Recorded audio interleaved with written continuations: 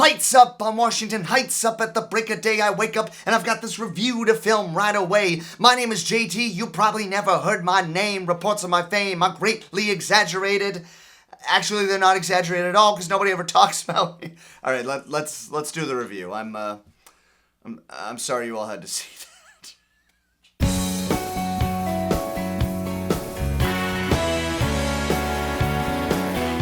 Hey everyone, JT Curtis here, and I just saw In the Heights, and believe it or not, it was the first time I've been in a movie theater since the pandemic back in March of 2020 started, so yeah, it was a little strange being back in the movies, but I will say that this is definitely a good movie to see in the theater. So In the Heights is a film adaptation of the 2008 musical, written of course by Lin Manuel Miranda of Hamilton fame. This was his first musical, which won the 2008 Tonys. This film was supposed to be released back in 2020, but for obvious reasons it got postponed to 2021. And it seems to be doing quite well, and for good reason. To give you just my general thoughts of the movie, I really liked it. I had a little bit of problems with some pacing issues at the end, but the thing is, this kind of happens a lot with adaptations of musicals. The format of Broadway musicals is the two-act structure with an intermission in between, and sometimes they used to do that back in the golden age of Hollywood, but nowadays, if you're watching a film, you just expect it to be one continuous 2-hour block, and when it's a little longer than that, sometimes it can feel like it is long. But honestly, for what this film could have been, this is a fantastic adaptation. By the way, there is a post-credit scene, so make sure you stick around for that. The film was directed by John Chu of Crazy Rich Asians fame, and much like Crazy Rich Asians, the cinematography and the look of the film is fantastic. There are some stunning shots in this film, and unlike a lot of movie musicals from the past decade or 2 decades, which have always felt very dark, and not dark in a thematic sense, but literally dark and dreary and just so lackluster. This film it's bright, it's full of life, they get those great wide shots where you can really see the choreography and appreciate the dancing, great fast-paced editing, but not too fast where you don't feel like you know what's going on. And there's just a lot of humanity in the film, which was in the original play. I never actually did see In the Heights on Broadway. A lot of people assume, well, obviously because I was on Broadway, I must go see Broadway shows all the time, but Broadway's expensive. But I obviously knew a bit about the musical going into it, as well as a lot of the songs, the title track, Breathe, 96,000. A lot of people are probably going to compare this to Hamilton, which obviously came out on Disney Plus a year ago. And to be honest, as much as I love Hamilton, I was a little bit disappointed in the movie adaptation of Hamilton. I mean, they still did a great job with it, but, the staging was made for the theater, and having to keep editing to these close shots and these far shots and not really getting the whole scope of the direction from what is obviously a Broadway stage does detract from the enjoyment of the original production that they filmed. But the movie In the Heights was directed, blocked, and choreographed for the camera, which makes a big difference. A lot of you might have seen the first 8 minutes, which has been on YouTube, and there's that great shot where Usnavi, the protagonist, is looking out of a store window, and the reflection is just a huge group of dancers, and it's just this one very long shot. It's really, really well done. It was one of my favorite shots from the 8-minute preview,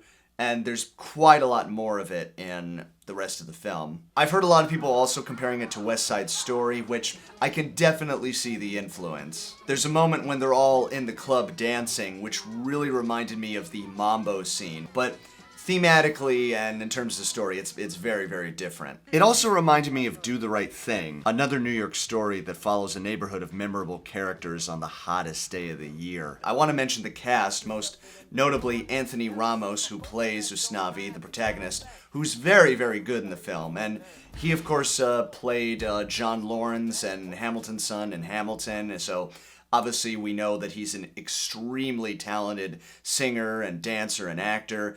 and he's great in this role. The role was, of course, originated by Lin Manuel Miranda on the stage. It's practically what made him. And I kept thinking, I wonder how I'm going to react to that after seeing Lin as Snavi for the past decade and change. But Lin is still in the film. He plays the Piragua guy, which is not a huge role, but it's kind of an important role to really give you a taste of the culture of Washington Heights and the Latin community. And it's interesting, for as little as he's in the film, how much he steals the show. You know, I've heard, one of the criticisms I've heard about them is that he's not that great of a singer. He's, you know, as compared to so much other talent that he surrounds himself with. And I'll agree with you all that he's not technically as good of a singer, but I do have to admit that there is something about his voice, and there is something about his presence that is very intriguing. There is also a hilarious cameo by Christopher Jackson, who Hamilton fans will know as George Washington, and of course he originated the role of Benny on Broadway. He plays the Mr. Softy truck driver that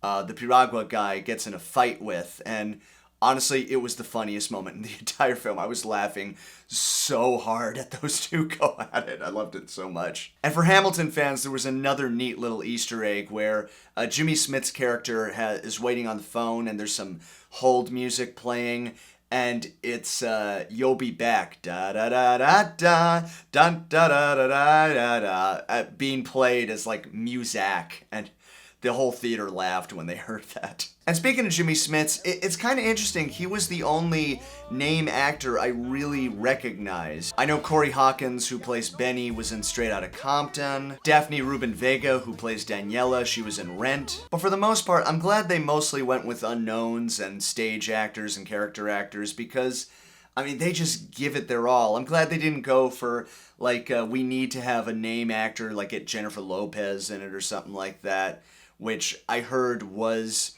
an original thing that somebody in the studio wanted. Interesting enough, an early production was going to be helmed by Harvey Weinstein's company, but thankfully after Harvey Weinstein's sex abuse scandals came out, Lin and the boys backed out of that deal. I'll say story-wise, it's not really a huge plot-driven narrative. It's really more kind of like a slice-of-life story. It's about these characters and their little dreams as they talk about. I'd probably say the main theme is dreams versus reality. Jimmy Smith's daughter, Nina, played by Leslie Grace, is the one who got out of Washington Heights, who went to, I think she went to Stanford, and is going to do very well. I think the first in her family to go to college, and she's dropped out and trying to figure out how she's going to tell this to her father, putting his business on the line to send her there. I felt like that was really the heart of the story, was really that relationship. There's a love story between her and Benny, which, interesting enough, I don't feel was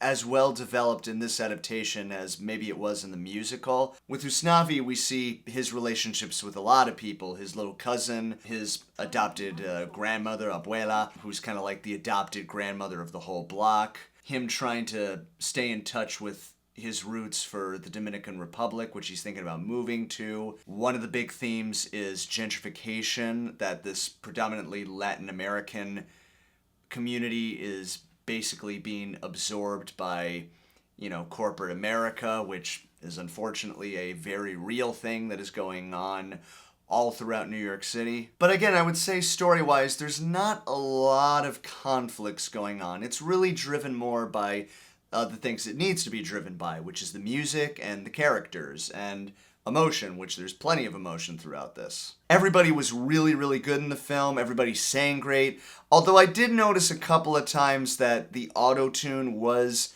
pretty noticeable, at least for my ears. I'm a producer. I can pick up on it pretty easily. Particularly on one scene with Corey Hawkins.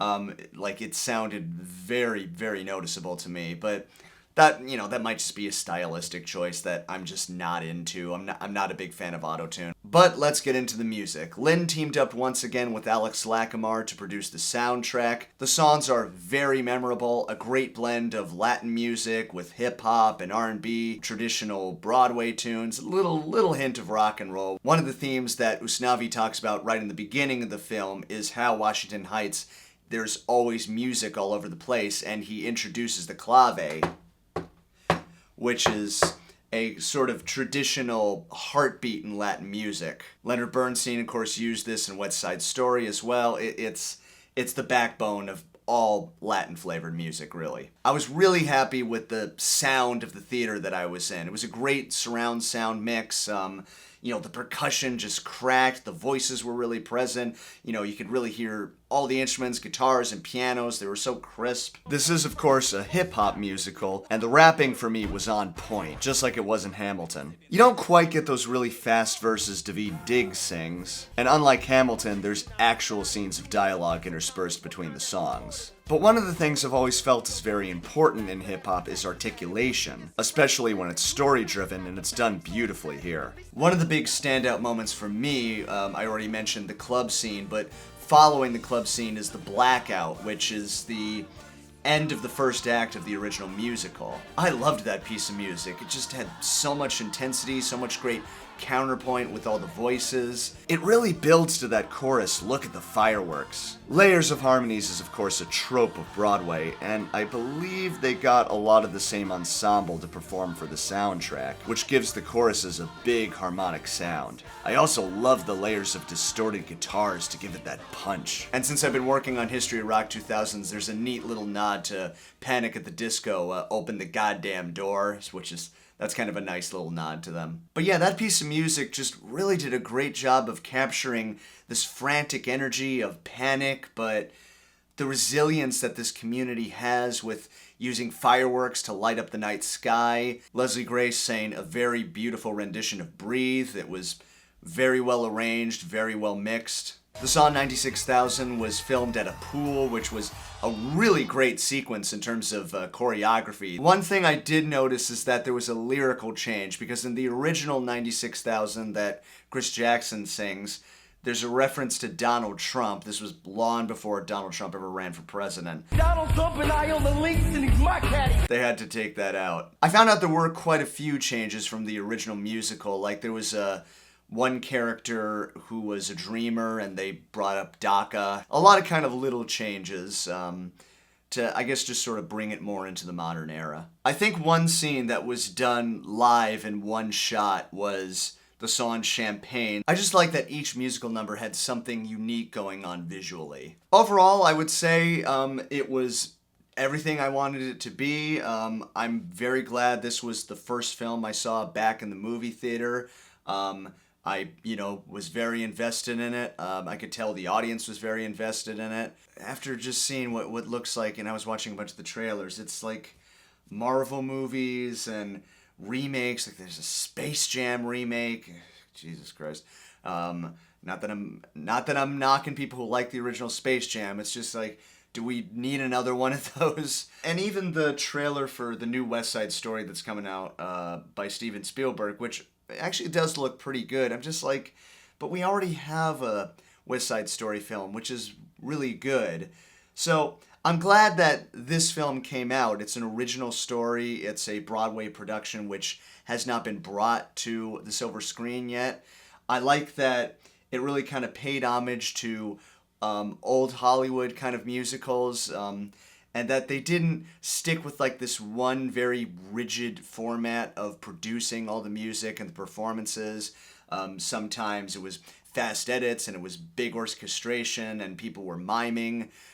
Sometimes you could tell that they were miming to a track, but that's the way it's always been throughout history with musicals, movie musicals anyway. If they did do a good amount of it as live performance, props to them, because it sounded really, really good. So I am definitely going to give In the Heights a goldfish, which means I recommend you see it in the theater. Of course, we're still not completely out of the pandemic, so if you haven't been vaccinated yet, please wear a mask. Thanks everyone for watching, and I'm gonna go see if I won the lotto!